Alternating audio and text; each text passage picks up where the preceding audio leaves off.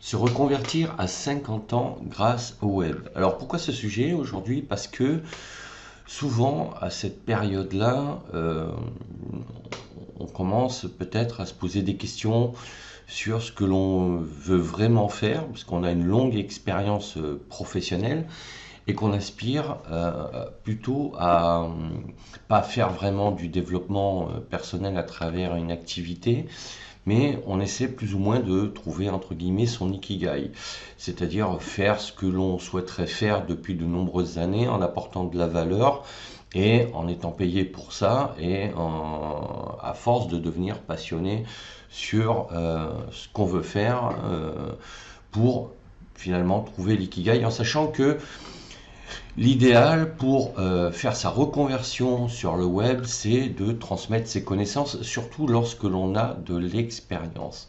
Donc, voyons les différentes étapes pour se reconvertir.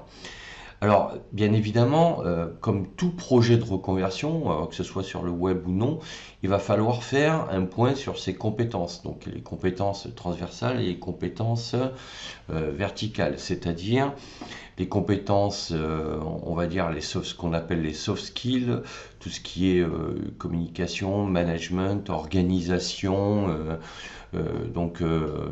voilà, cette capacité à avoir des compétences qui se transforment en aptitudes et que l'on appelle les compétences dites sociales, hein, les soft skills, et faire le point également sur ces compétences dites techniques, d'accord, que l'on appelle plutôt les hard skills.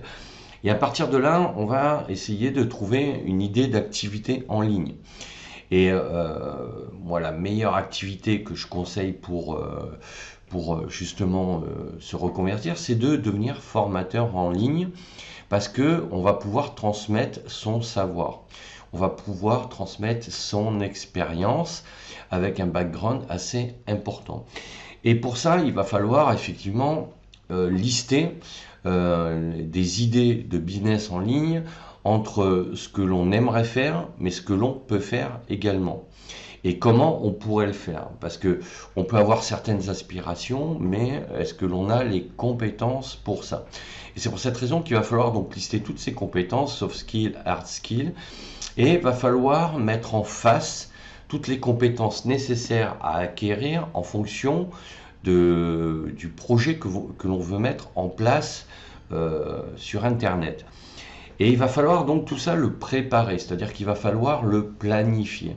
Ça veut dire qu'il va falloir faire un rétro-planning et à un moment donné, il va falloir décider de déclencher le compte à rebours. C'est-à-dire qu'à un moment donné, il va falloir se dire, voilà, je voudrais mettre en place ce projet, je me donne 6 mois, 1 an, 2 ans, 3 ans peut-être, hein, et à partir de là, il va falloir lister toutes les tâches à faire pour pouvoir mettre en place sa reconversion. Alors évidemment, ça va passer par de la formation. Et ça, c'est incontournable.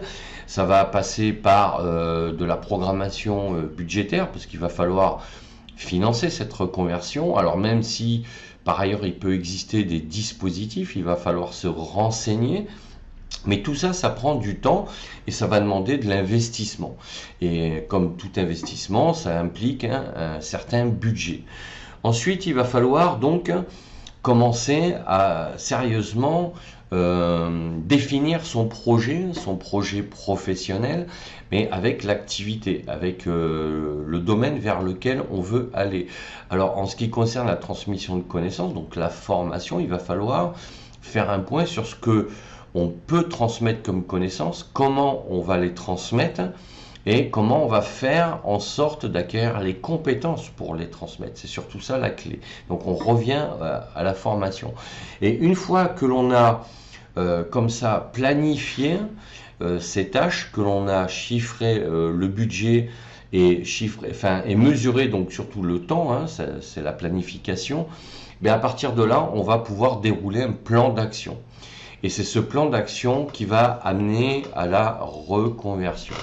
Et moi, ce que je conseille fortement, c'est donc de s'orienter vers la transmission de ses expériences et de ses connaissances en devenant formateur en ligne, en se formant, en créant un blog pour présenter qui on est, présenter ses compétences et commencer à générer de l'audience que l'on va ensuite transformer en communauté, qui va se transformer par la suite en client quand on proposera ces formations.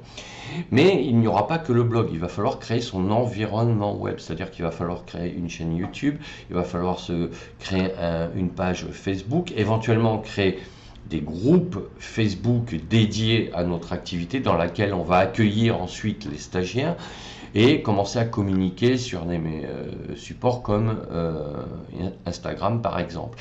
Donc tout ça, ça se prépare, ça se met en place et à 50 ans, je pense que c'est justement la meilleure période parce que ce sont des profils qui ont beaucoup de background, qui ont beaucoup de savoir-faire, qui ont acquis une certaine discipline, une certaine autonomie et un certain niveau d'organisation.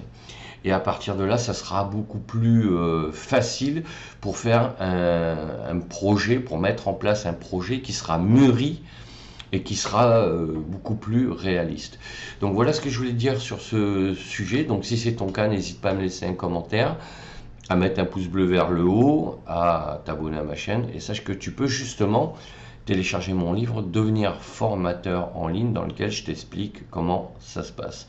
Je te dis à bientôt pour d'autres sujets.